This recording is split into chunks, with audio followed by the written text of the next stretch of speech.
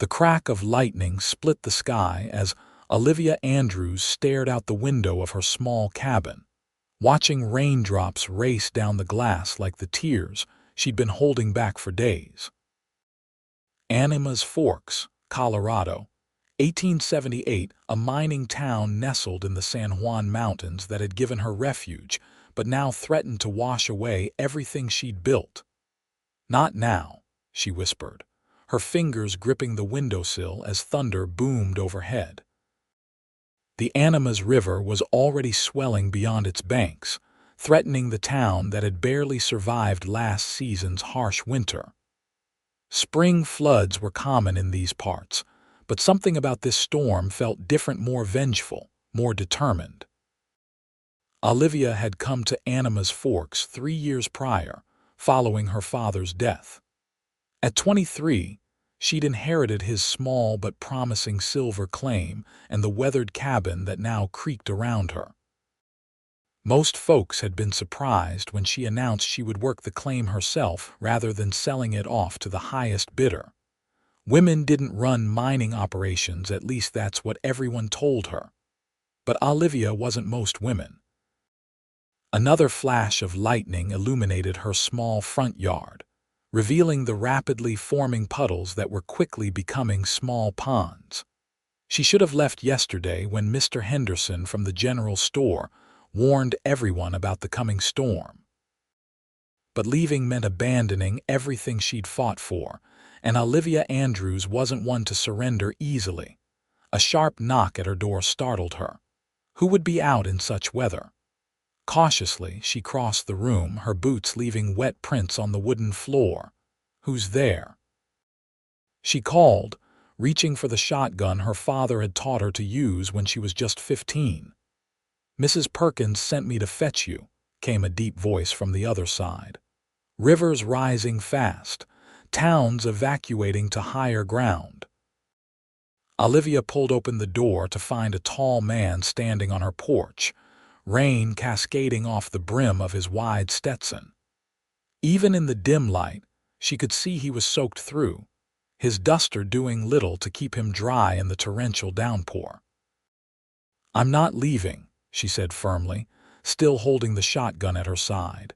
The stranger's eyes flickered to the weapon and back to her face. "Madam, I don't mean to argue with a lady holding a gun, but you won't have much choice in about 20 minutes. The river's already taken out the Hendersons' place." His words sent a chill down her spine. The Hendersons lived a good quarter-mile from the river's edge. "Who are you?" Olivia demanded, suddenly aware she'd never seen this man in town before.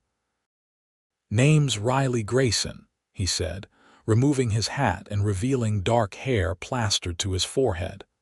"I've been working at the Silver Crown mine these past few months. Don't come to town much." He gestured toward the rising water that was now visibly creeping up the path to her cabin. "We don't have time for proper introductions. What can I help you gather before we go?" Olivia hesitated, glancing back at the cabin that contained everything she owned in this world. Her father's maps of the claim, her mother's few pieces of jewelry, the deed to the land. They couldn't all be abandoned. 5 minutes, she conceded. "I need 5 minutes to gather what's important." Riley nodded, stepping inside and closing the door against the howling wind. 5 minutes, he agreed. "I'll help." Olivia rushed to her bedroom, pulling her father's old saddlebags from beneath the bed.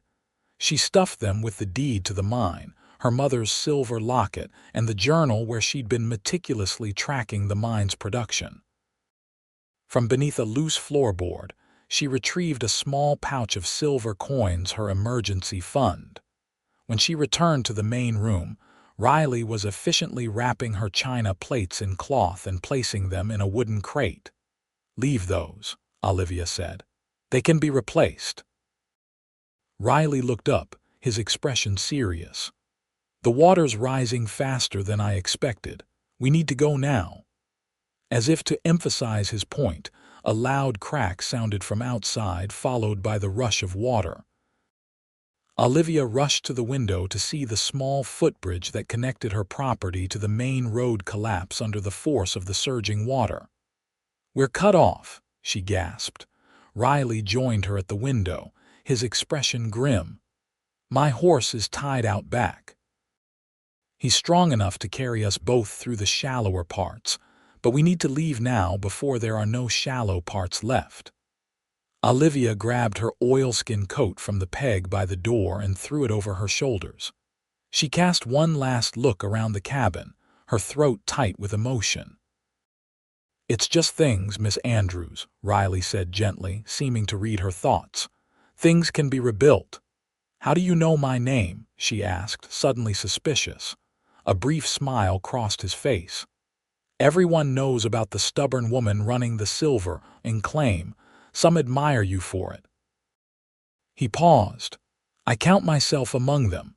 Before Olivia could respond, another crack of thunder shook the cabin, and she could feel the floor vibrate beneath her boots. "Time to go," Riley said, no longer asking permission. They rushed out the back door into the raging storm. The rain was coming down in sheets now, making it difficult to see more than a few feet ahead. Riley's horse, a powerful black stallion, whinnied nervously as they approached. "This is thunder," Riley shouted over the storm. "He's gotten me through worse than this."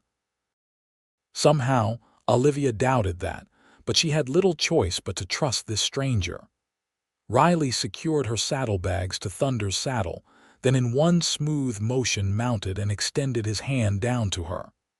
"I can ride," Olivia protested, water streaming down her face despite her hat. "Not through this you can't," Riley countered. "And we don't have time to argue about it." Reluctantly, Olivia took his hand and with surprising strength he pulled her up behind him. The water was already reaching Thunder's fetlocks and the horse shifted nervously. "Hold on tight," Riley instructed as he turned the horse toward higher ground. Olivia wrapped her arms around his waist, feeling the solid warmth of him through his soaked clothes. It had been a long time since she'd been this close to a man, and despite the dire circumstances, she felt a strange flutter in her stomach. Thunder picked his way carefully through the rising water, his powerful muscles tensing with each step. They had just reached the edge of Olivia's property when a massive wall of water came rushing down from upstream, carrying debris from destroyed structures upriver. "Hold on," Riley shouted, digging his heels into Thunder's sides. The horse lunged forward, fighting against the current that now reached his belly. Olivia tightened her grip around Riley's waist, her face pressed against his back as the water splashed around them. A large piece of wood, possibly part of someone's roof, came hurtling toward them in the current. Riley yanked on the reins, causing Thunder to rear up just as the debris passed beneath them. "We can't make it to town this way," Riley shouted over his shoulder. "The main road's completely flooded. We'll have to go up through Miller's Pass." Miller's Pass was steeper and more treacherous, but it led to higher ground where the flood waters couldn't reach. Olivia nodded against his back, unable to speak as fear closed her throat. Thunder fought valiantly against the rising water, his powerful legs pushing through the current. Twice, he nearly lost his footing on the slippery ground beneath the murky water, but each time he recovered, pressing forward with determination that matched his rider's. The rain continued to lash at them as they made their way toward the path that led up to Miller's Pass. The ground began to slope upward, and Thunder's breathing grew labored as he carried his double burden up the increasingly steep trail. Just as they reached the base of the pass, a flash flood came roaring down a side gully, catching them by surprise. The force of the water slammed into Thunder's side, causing him to lose his footing. For a terrifying moment, Olivia felt herself slipping from the saddle, the current pulling at her legs and threatening to tear her away from Riley's back. "Riley!" she screamed, fingers desperately clutching at his duster as the water pulled at her. In an instant, Riley twisted in the saddle, his strong arm wrapping around her waist even as his other hand maintained an iron grip on Thunder's reins. "Hold on tight, I've got you," he said, his eyes meeting hers with fierce determination. With remarkable strength, he pulled her back onto the saddle, positioning her more securely in front of him now, his arms creating a protective cage around her as he held the reins. "I won't let go," he promised, his voice somehow both gentle and steely with resolve. Thunder found his footing again, and with renewed determination they continued up the pass, leaving the worst of the flood waters behind them.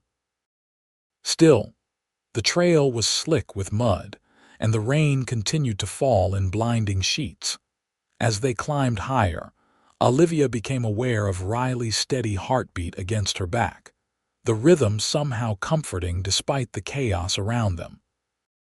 His arms remained firm around her, his hands steady on the reins as he guided Thunder up the treacherous path. "Almost there," he murmured close to her ear, his breath warm against her cold skin. The trail widened as they neared the top of the pass, and Thunder's pace grew more confident. Finally, they crested the ridge, and Olivia could see lights in the distance, lanterns from the evacuation camp where the townspeople had gathered. "You saved my life," Olivia said as they approached the camp, her voice hoarse from cold and fear. Riley's arms tightened briefly around her. "You would have done the same for me." Somehow, Olivia knew he was right. The evacuation camp was a chaotic collection of wagons, hastily erected tents, and frightened townspeople. As Riley helped Olivia down from Thunder, several people rushed forward to greet them. "Olivia Andrews, Mrs. Perkins exclaimed. "We thought you might have been washed away with your cabin." "Nearly was," Olivia admitted, her legs shaky beneath her. "If Mr. Grayson hadn't come for me." "Riley Grayson?" Mr. Henderson asked, surprise evident in his voice. "The foreman from Silver Crown." Olivia glanced at Riley, who was busy seeing to Thunder. "He said he worked at Silver Crown. I didn't know he was the foreman." Mrs. Perkins made a clucking sound. "Been here almost 6 months now, keeps to himself mostly. Good thing he was worried about you, dear." "Worried about me?" Olivia repeated. "Asked specifically if you'd made it to the camp," Mrs. Perkins explained. "When we said no one had seen you, he took off on that big horse of his without another word." Olivia felt warmth spread through her chest despite her sodden clothes. This stranger had risked his life specifically for her, not just as part of a general rescue effort.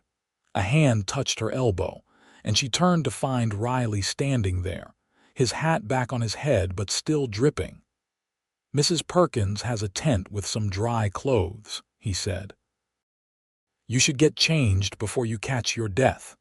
"What about you?" Olivia asked, suddenly concerned about the man who had saved her. A small smile touched his lips. "I've got a change of clothes in my saddlebags. Don't worry about me, Miss Andrews." "Olivia," she corrected him. "I think pulling someone from a flood earns you the right to use their first name."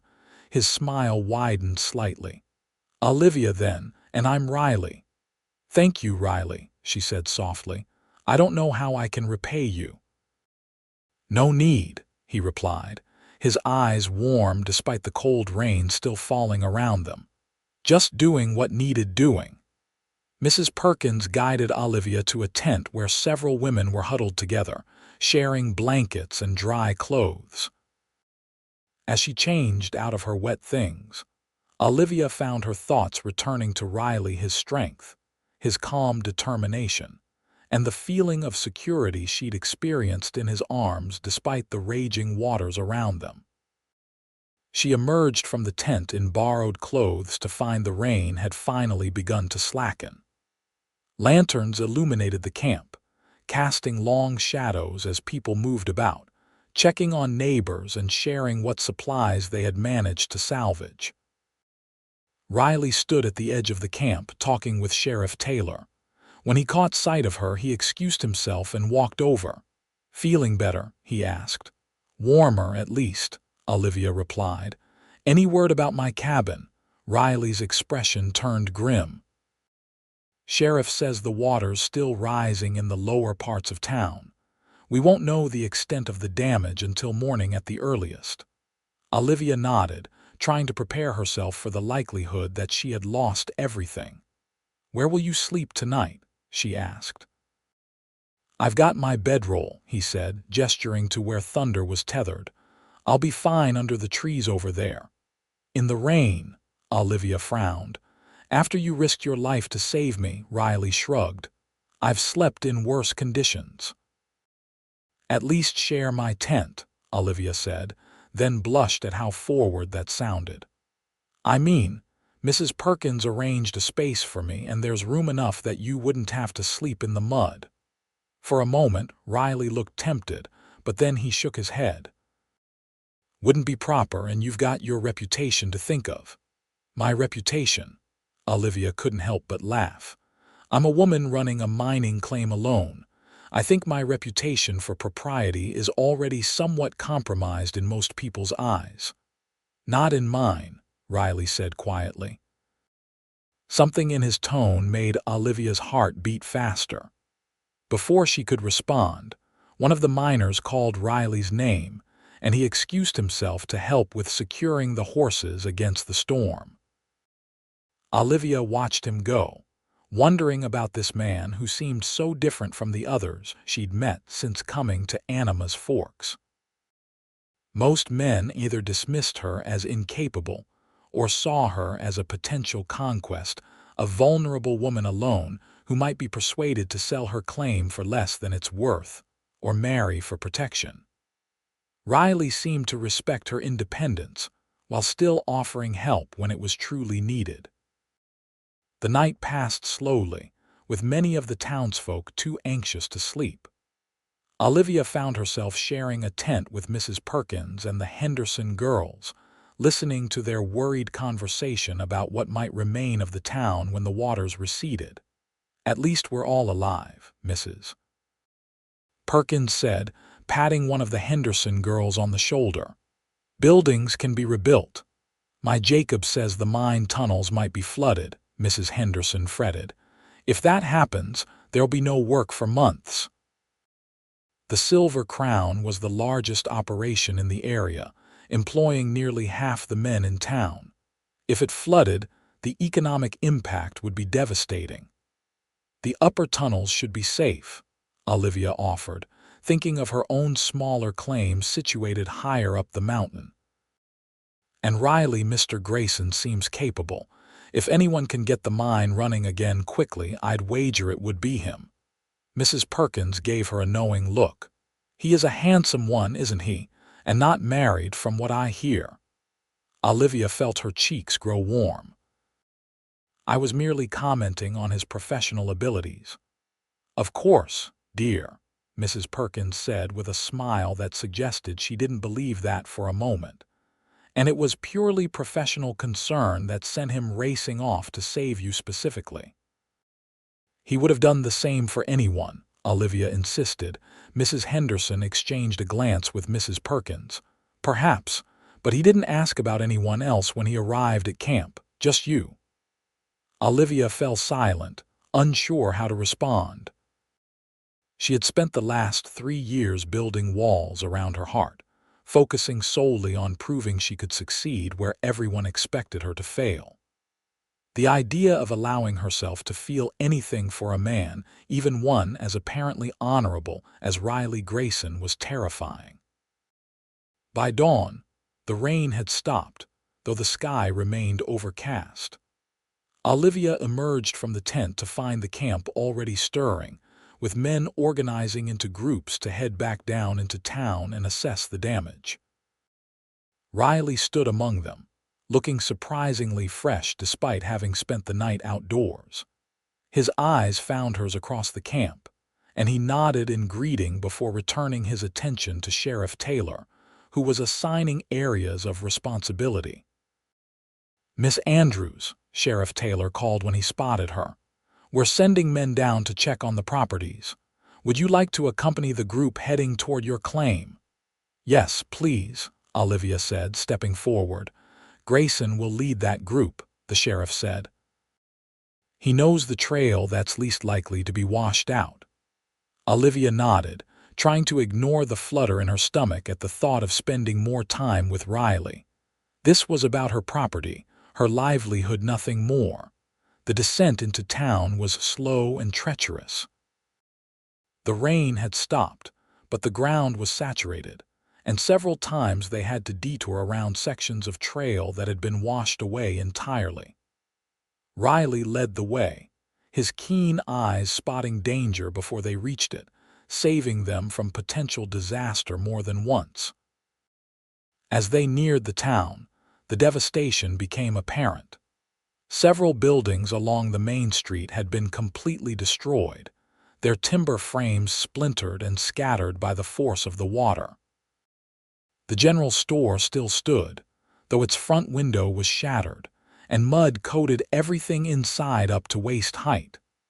"My cabin's just beyond that bend," Olivia said, her heart in her throat as they approached the area where her property stood. Riley reached out, his hand briefly touching her arm. "Whatever we find, you're not alone in this." The simple statement nearly brought tears to her eyes. Since her father's death, she had been alone in almost everything. The idea that someone might stand with her now, when she most needed support, was almost overwhelming. As they rounded the bend, Olivia braced herself for the worst, but nothing could have prepared her for what she saw. Where her cabin had stood, there was now nothing but muddy ground and scattered debris. The floodwaters had not just damaged her home, they had washed it away entirely. Olivia froze, a strangled sound escaping her throat. 3 years of hard work, all her possessions, her father's maps all gone in a single night. "I'm so sorry," Riley said quietly, standing beside her. One of the other men in their party, a grizzled miner named Hank, shook his head sympathetically. "Good thing you got her out when you did, Grayson. Nothing could have survived this." Olivia stepped forward shakily, her boots sinking into the mud. Where her front door had been, a single hinge remained embedded in a chunk of wood. Her garden, where she had carefully tended vegetables and a few flowers, was completely obliterated. "The mine," she said suddenly, turning to Riley. "I need to check the mine entrance." Her silver claim was a quarter-mile up a small side valley, and while the cabin's loss was devastating, it was the mine that represented her future. If the entrance had collapsed or flooded, she would truly have nothing left. "Hank, you and the others continue checking properties along this stretch," Riley instructed. "Miss Andrews and I will check on her mine." Hank nodded, and the group split up. Riley led Olivia along a path that skirted the worst of the flooding, occasionally offering his hand to help her across particularly muddy sections. Each time their hands touched, Olivia felt a strange comfort despite the circumstances. As they approached the mine entrance, Olivia's anxiety grew. From a distance, the hillside appeared changed, with new erosion channels cutting across what had once been a relatively smooth approach.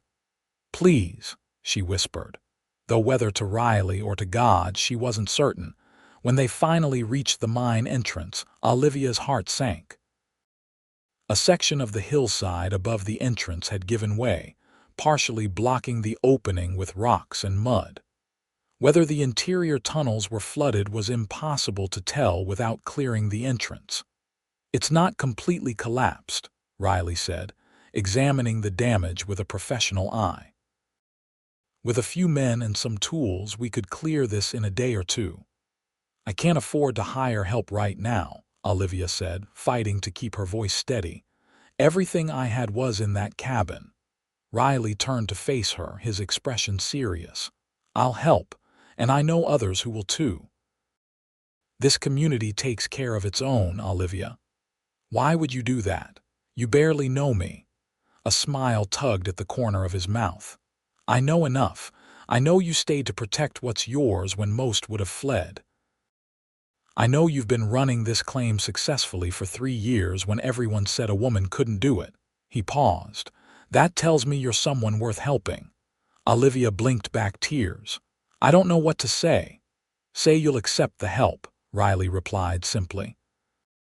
And maybe once we get this cleared, you can show me those silver veins your father discovered. I've heard they're some of the richest in the district.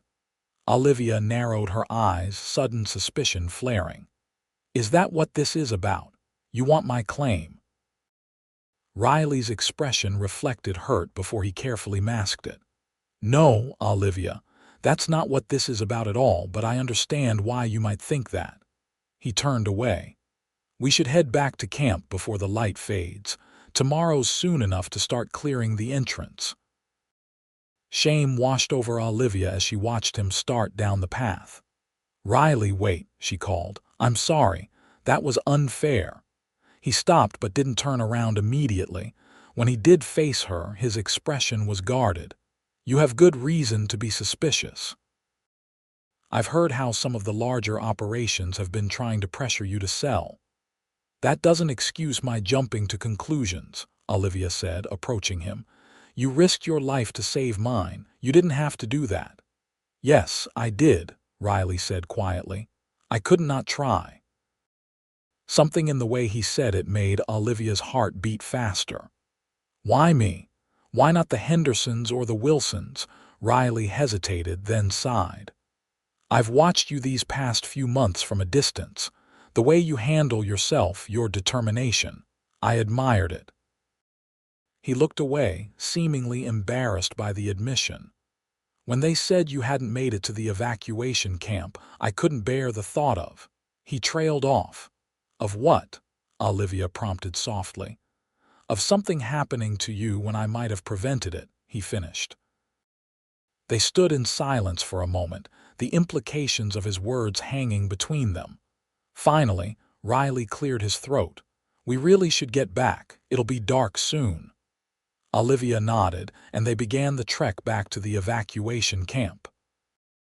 As they walked, she found herself studying him when he wasn't looking, the strong line of his jaw, the gentle way he offered his hand at difficult crossings, the quiet confidence with which he moved through the ravaged landscape. By the time they reached the camp, the sun was setting, casting long shadows across the makeshift settlement. More people had arrived throughout the day, bringing news from other parts of town and the surrounding area. The Silver Crown mine had suffered some flooding in its lower tunnels, but the damage was repairable. Many homes and businesses had been destroyed or severely damaged, but miraculously, no lives had been lost. Where will you stay tonight? Riley asked as they approached the circle of tents and wagons. Olivia hesitated. She hadn't thought that far ahead, too overwhelmed by the loss of her home and the uncertain state of her mind. You can stay with us, Mrs. Perkins called, overhearing the question as she stirred a large pot of stew over a communal fire. We'll make room. Thank you, Olivia said gratefully. Miss Andrews lost everything, Riley told Mrs. Perkins. Her cabin's completely gone and the mine entrance is partially collapsed. Mrs.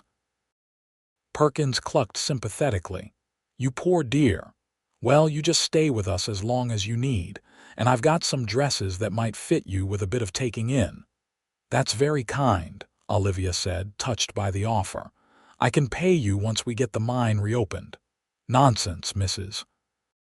Perkins waved away the suggestion. We all help each other in times like these. Riley nodded in agreement. I'm organizing a crew to help clear your mine entrance tomorrow.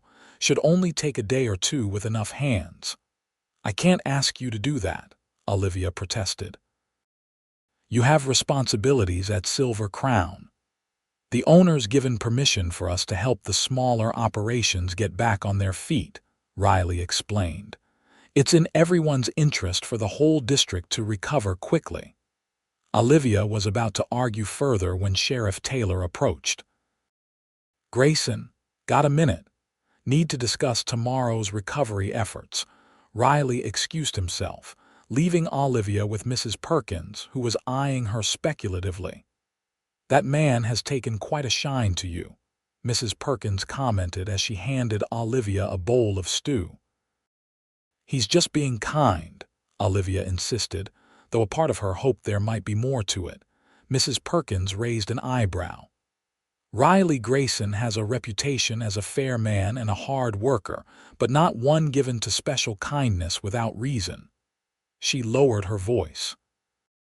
"My herald says he turned down a position at a much larger mine in Silverton to come here. Took a cut in pay too, from what I hear." "Why would he do that?" Olivia asked, curious despite herself. Mrs. Perkins shrugged. "Some men are running from something, others running toward something. The question is, which type is Mr. Grayson?" The question lingered in Olivia's mind as she ate her stew. She watched Riley from across the camp, noting how naturally he took charge, how the other men respected his judgment. There was a quiet authority about him that had nothing to do with his position at the mine and everything to do with his character. Later that evening, as people gathered around fires to stay warm in the cool mountain air, Riley found her again. "Sheriff's assigned watches for the night," he said. "I've got the dawn shift. Thought I'd check if you need anything before I turn in." "I'm fine, thank you," Olivia replied. "Mrs. Perkins has been very kind." Riley nodded, looking relieved. "Good, I've been worried about you." "I'm stronger than I look," Olivia said with a small smile. "I never doubted that," Riley replied. "Still, losing everything, it would break most people." Olivia's smile faltered. "I haven't had time to let it sink in yet.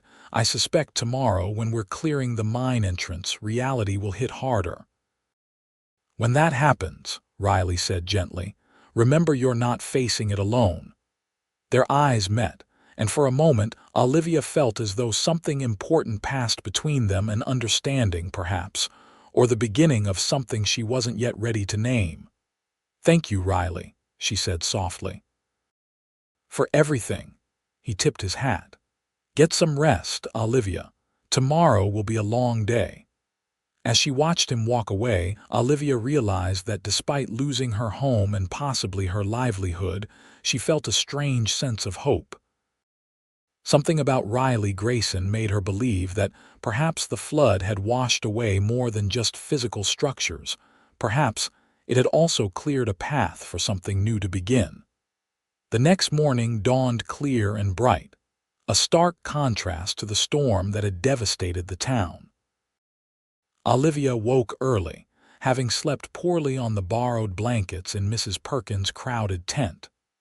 Outside, the camp was already stirring, with people organizing for the day's recovery efforts. Riley stood with a group of men near the edge of camp, distributing tools and assigning tasks. When he spotted Olivia, he excused himself and walked over to meet her. "Good morning," he said. "I've got 5 men willing to help clear your mine entrance today." Olivia was touched by his initiative. "That's very generous. How can I repay them?" "Most have their own claims they're worried about," Riley explained. "They're helping you today with the understanding that you'll return the favor when their properties need attention." "Of course," Olivia agreed immediately. "I'm happy to help however I can." Riley smiled, the expression warming his eyes. "That's what I told them. We should head out soon. The ground's still unstable in places, so we want to make the most of the daylight." The work party set out after a quick breakfast, carrying shovels, picks, and other tools needed for clearing debris. The journey to Olivia's property was easier than the previous day, with the mud beginning to dry under the morning sun.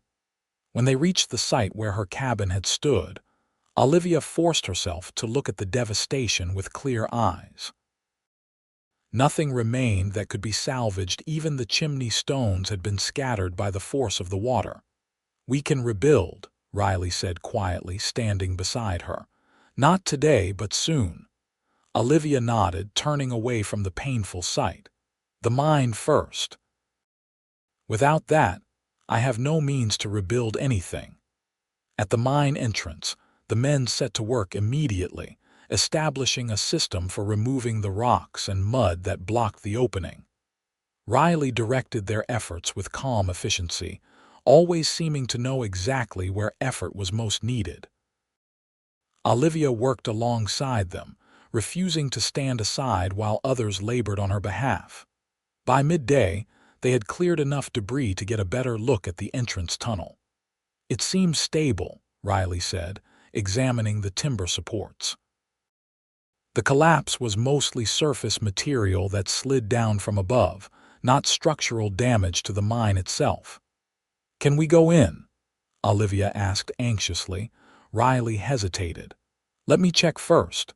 If there's water inside or damage we can't see from here, it could be dangerous." "It's my mine," Olivia protested. "I should be the one to check." "And if something happens to you, who will run it then?" Riley countered. "I've got experience with damaged tunnels. Let me do this." Reluctantly, Olivia agreed. Riley lit a lantern and carefully made his way into the entrance tunnel, moving slowly to check for signs of instability. The other men paused in their work, watching anxiously until he emerged several minutes later, a broad smile on his face. "It's dry as a bone in there," he announced. "The tunnel's intact all the way to the main chamber, and I didn't see any sign of seepage through the walls." Olivia felt dizzy with relief. "Are you certain? See for yourself," Riley invited, holding out the lantern. Together, they entered the mine, Riley pointing out areas where they should reinforce supports as a precaution, but confirming that the structure remained sound. When they reached the main chamber where Olivia's father had discovered the richest silver vein, she ran her hand along the gleaming ore embedded in the rock face. "It's still here," she whispered. "Everything else is gone, but this remains. And this is what matters," Riley said. "This is what will let you rebuild everything else." Olivia turned to him, overcome with gratitude. "I don't know how to thank you for this. Without your help, it might have taken me weeks to clear the entrance alone." "You don't need to thank me," Riley replied. "But there is something I'd like to ask you." "Anything," Olivia said immediately. Riley's expression grew serious. "I know this isn't the best time with everything you're dealing with, but I'd like permission to call on you properly, once things settle down." Olivia stared at him, surprised by the formal request. "Call on me, you mean?" "Court you," Riley clarified, looking uncharacteristically nervous. "If you're amenable." A warmth spread through Olivia's chest that had nothing to do with the close air of the mine. "Why me?" "You could have any woman in town." "I don't want any woman," Riley said simply. "From the moment I first saw you inspecting ore samples at Henderson's store, arguing knowledgeably about silver content with men twice your age, I knew you were different. Special." "You never spoke to me," Olivia pointed out, remembering now that she had glimpsed him occasionally in town over the past months. "I was working up the courage," Riley admitted with a rueful smile. "Then the flood came, and suddenly waiting seemed foolish." Olivia studied his face in the lantern light, the earnest expression, the hopeful look in his eyes. She had been so focused on proving herself, on maintaining her independence, that she had closed herself off to other possibilities. But the flood had shown her how quickly everything could be washed away, and perhaps it was time to build something new. "Yes," she said finally. "When things settle down, you may call on me, but I should warn you, I have no intention of giving up my claim or my independence." Riley's smile broadened. "I would expect nothing less. Your independence is part of what I admire about you." Something about the way he said it without a hint of condescension or false flattery made Olivia believe him completely. In that moment, standing in the heart of her mine with this man who had risked his life to save her. She felt a spark of possibility that had nothing to do with silver ore and everything to do with a future she hadn't allowed herself to imagine. "We should get back to the others," she said, suddenly aware of how long they had been alone in the mine. Riley nodded, though he seemed reluctant to end the moment. "There's still work to be done securing the entrance." They emerged into the sunlight to find the other men had made significant progress clearing the remaining debris. By late afternoon, the entrance was fully accessible, with reinforced supports that Riley assured her would withstand future storms. "You'll be able to resume operations within days," he told her as they prepared to return to camp. "Just as soon as you can hire workers." "That may be the next challenge," Olivia admitted. "Most of the men who worked for me before will be busy with their own repairs or at Silver Crown." "I know a few reliable men from Silverton looking for work," Riley offered. "I could send word if you'd like." "That would be helpful," Olivia said gratefully, "though I still need to find a place to live while rebuilding the cabin." Mrs. Perkins mentioned the Wilsons are taking in boarders, Riley suggested. Their place was on higher ground and suffered minimal damage. As they walked back to camp, Olivia found herself walking closer to Riley than was strictly necessary, drawn to his steady presence. The other men in their party exchanged knowing glances but said nothing, respecting the quiet connection that was forming between the mine foreman and the determined claim owner. Over the next few weeks, Anima's Forks slowly began to rebuild. The floodwaters receded, leaving behind mud and debris that had to be cleared before reconstruction could begin. Olivia secured a small room at the Wilsons' boarding house and threw herself into reopening her mine with the help of 3 experienced miners Riley had recommended from Silverton. True to his word, once the immediate crisis had passed, Riley began to court her properly. He called at the boarding house on Sunday afternoons, sometimes taking her for rides along the mountain trails that had been cleared, other times simply sitting with her on the Wilsons' front porch, talking about their hopes for the future. Olivia learned that Riley had come from Pennsylvania originally, the son of a coal miner who had died in a tunnel collapse when Riley was just 16. Determined to find safer mining methods, he had educated himself about proper tunneling techniques and ventilation systems, eventually becoming known for his ability to make dangerous mines safer. "That's why I came to Silver Crown," he explained one evening as they watched the sunset from the hillside above town. "The previous foreman was cutting corners on safety. 3 men died in a collapse last year." "I remember hearing about that," Olivia said. "Is that why you took a pay cut to come here? To prevent more deaths?" Riley nodded. "Money's not worth much if you earn it with other men's lives." He glanced at her. "What about you? What made you decide to run your father's claim instead of selling it?" Olivia looked out over the valley, where the scars of the flood were still visible but healing as new construction rose from the mud. "It wasn't just about the money, though that was part of it. It was about proving I could do something everyone said was impossible for a woman." "And you have," Riley said with admiration. "Your mine is producing more silver per foot than any other small claim in the district." "How do you know that?" Olivia asked, surprised. Riley looked slightly embarrassed. "I may have asked around about your production figures." Instead of being offended, Olivia laughed. "Checking if I was worth courting, checking if you were as exceptional as I thought," Riley corrected. "You were. You are." Their eyes met, and Olivia felt the now familiar flutter in her stomach that occurred whenever Riley looked at her that way, as though she were something precious he had discovered unexpectedly. "I've been thinking," Riley said after a moment, "about your cabin." "What about it?" Olivia asked. The location was vulnerable to flooding. If you rebuild, you should consider a site higher up, closer to the mine entrance. He hesitated. I have some experience with construction.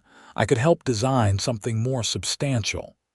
Are you offering to build me a cabin, Mr. Grayson? Olivia teased. I'm offering to help, Riley clarified. Though I admit I have selfish reasons.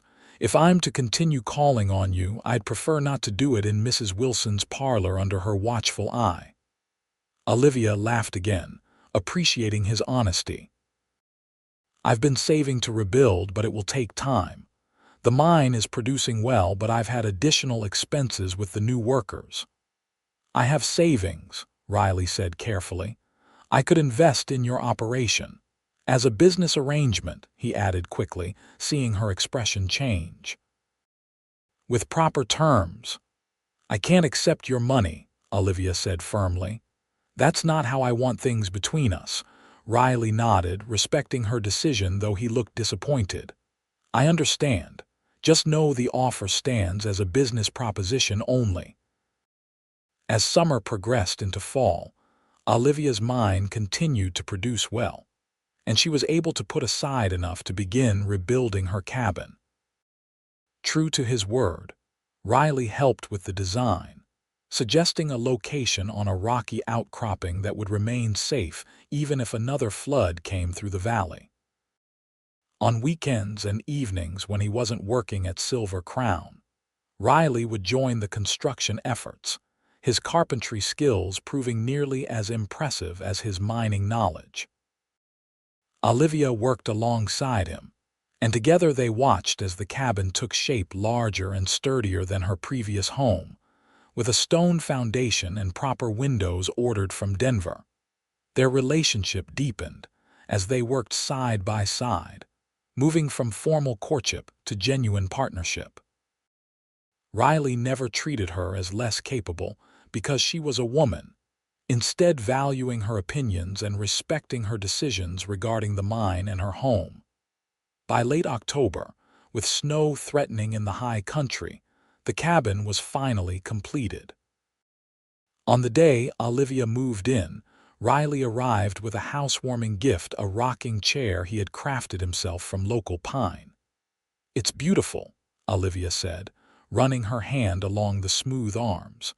You never mentioned you were a furniture maker as well as everything else. My grandfather taught me, Riley said, pleased by her reaction. He believed a man should know how to create something lasting with his hands. He taught you well, Olivia murmured, sitting in the chair and finding it perfectly proportioned. Riley watched her, a curious expression on his face. Are you happy with how it turned out, the cabin, I mean? It's perfect, Olivia assured him. Better than the original in every way. I'm glad, Riley said, though he still seemed to have something on his mind. Olivia, there's something I need to ask you. The seriousness of his tone made her heart skip a beat. What is it? These past months working with you, getting to know you, they've been the happiest of my life. Riley took a deep breath. I know it hasn't been that long since the flood, but I feel like we've lived a lifetime in these months. I feel the same way, Olivia admitted softly. Riley stepped closer, taking her hands in his. When I rode through that flood to find you, I wasn't thinking clearly, I just knew I had to reach you. But every day since then, my feelings have only grown stronger with clear-headed certainty. He paused. I love you, Olivia Andrews, and I'd be honored if you would consider becoming my wife. Though she had begun to suspect his feelings, the declaration still took Olivia's breath away. For so long, she had defined herself by her independence, by her ability to succeed in a man's world without help. Yet Riley had never asked her to be less than she was. If anything, he seemed to delight in her strength and determination. Before I answer, Olivia said carefully, I need to know something. What would happen to my mine if we married? It would remain yours, Riley said without hesitation. I have no interest in taking over what you've built. I'd help if asked, of course, but the silver wing would stay under your control. Relief washed over Olivia. And you'd be content with that arrangement, with a wife who spends her days overseeing mining operations rather than keeping house. A smile tugged at Riley's mouth. I'd be proud of it, though I do hope you might find time for us to build a life together alongside your work. A partnership, Olivia suggested, equal in all things. That's all I've ever wanted, Riley confirmed. A true partnership with a woman I respect as much as I love. Olivia stood from the rocking chair, moving closer until they were just inches apart. Then my answer is yes, Riley Grayson. I love you, and I would be honored to be your wife. The joy that spread across Riley's face was like sunrise breaking over the mountains. He wrapped his arms around her waist, lifting her slightly as he kissed her with a passion that left no doubt about the depth of his feelings. When they finally parted, both breathless, Riley rested his forehead against hers. When? He asked simply. Why wait? Olivia replied. We could be married before winter truly sets in, unless you need more time, Riley laughed. I'd marry you tomorrow if the preacher were available. Let's compromise, Olivia suggested. 2 weeks from Sunday. That gives me time to order a proper dress from Denver, and you time to find us a more suitable home than my cabin or your room above the assay office. Actually, Riley said, looking slightly hesitant, I've been meaning to show you something. Would you come with me? It's not far. Curious, Olivia agreed. Riley helped her with her coat and they set out together, following a path that led further up the mountainside. After about 15 minutes of walking, they crested a ridge, and Riley pointed to a partially constructed building nestled among the pines. What is that? Olivia asked. I bought this parcel 3 months ago, Riley explained. It's halfway between your mine and Silver Crown. I've been building whenever I could spare time from helping with your cabin. Olivia stared at him in astonishment. You've been building a house all this time? Riley nodded, looking both proud and uncertain. I was hoping. That is, I wanted to have somewhere to offer you if you said yes. You were that confident? Olivia asked, trying to sound stern, though she was deeply touched by his foresight. Not confident, Riley corrected. Hopeful. I figured even if you turned me down, I'd still need a proper place to live. Olivia laughed, shaking her head at his practicality. May I see it? Riley led her through the construction site, pointing out where each room would be. The house was larger than her cabin, but not ostentatious, designed with careful attention to detail and quality materials. The bedroom has a view of the sunrise, Riley said, gesturing to the eastern-facing windows. And there's a study where you can manage your mining business. I thought you might want a space of your own. You've thought of everything, Olivia said softly, deeply moved by his consideration. Not everything, Riley admitted. I wasn't sure about the kitchen. I've never been much of a cook myself. We'll learn together, Olivia promised. When will it be finished? Riley assessed the remaining work. Another month for the interior. The roof's on and the walls are up, so we can work even when the snow comes. So we could move in before Christmas, Olivia mused. Our first Christmas together. The first of many, Riley said, pulling her close against the autumn chill. As they stood there, arms around each other, looking at the home they would share, Olivia thought back to that terrible night of the flood. How close she had come to losing everything, including her life. Yet here she was, not only surviving but finding a happiness she had never allowed herself to imagine. Hold on tight, Riley had told her that night as the floodwaters surged around them. I've got you. She hadn't known then how true those words would prove to be, in ways that went far beyond that one moment of physical danger. Riley had her, and she had him, and together they would build something stronger than either could create alone. True to her word, Olivia and Riley were married 2 weeks later in a simple ceremony at the newly repaired church in Animas Forks. Mrs. Perkins cried openly, declaring it the most romantic thing to come out of the terrible flood. The entire town turned out to celebrate, grateful for a joyful occasion after months of rebuilding. As a wedding gift, the miners from both Silver Crown and Olivia's Silver Claim pitched in to help finish the interior of their new home, working long hours to ensure it would be ready by the first snowfall. The winter of 1878-1879 was harsh in the San Juan Mountains, with heavy snow isolating Animas Forks for weeks at a time. But inside their mountain home, Olivia and Riley found warmth and contentment that defied the bitter cold outside. They established a routine that allowed them both to continue their work while building their life together. Mornings might find them discussing mining techniques over breakfast, comparing notes on ore quality or tunnel safety. Evenings were spent planning for the future, expanding both mining operations, perhaps eventually starting a family. "I never thought I could have this," Olivia confessed one night as they sat before the fire, her head resting against Riley's shoulder. "A successful mine and a happy marriage. Everyone always told me I had to choose. People too often believe life must fit into neat categories of their own making," Riley replied, stroking her hair.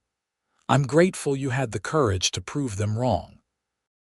By spring, when the snow finally began to melt and the danger of flooding returned, they had implemented improvements to both their property's drainage systems and reinforced embankments that Riley had designed to protect against future disasters.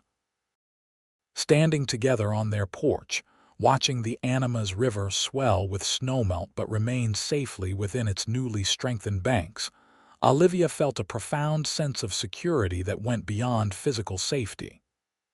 "You were right," she told Riley, leaning into his embrace. "Things can be rebuilt, often better than before, but people finding someone who truly sees you, that's the real treasure." Riley turned her to face him, his eyes reflecting the same love she felt in her heart. "More valuable than any silver vein," he agreed, bending to kiss her as the spring sun shone down on the life they had built from the ruins of a flood.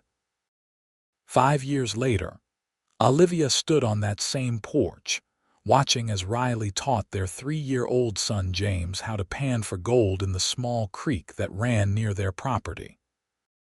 Their daughter Emma, just a year old, slept peacefully in Olivia's arms, exhausted from her morning adventures crawling after her older brother. The Silverwing mine had expanded under Olivia's continued management, employing 15 men and producing some of the highest-grade silver ore in the district. Riley had eventually left his position at Silver Crown to establish his own consulting business, advising mines throughout Colorado on safety and efficiency improvements. Together, they had not only rebuilt after the flood, but had helped transform Animas Forks into a more resilient community.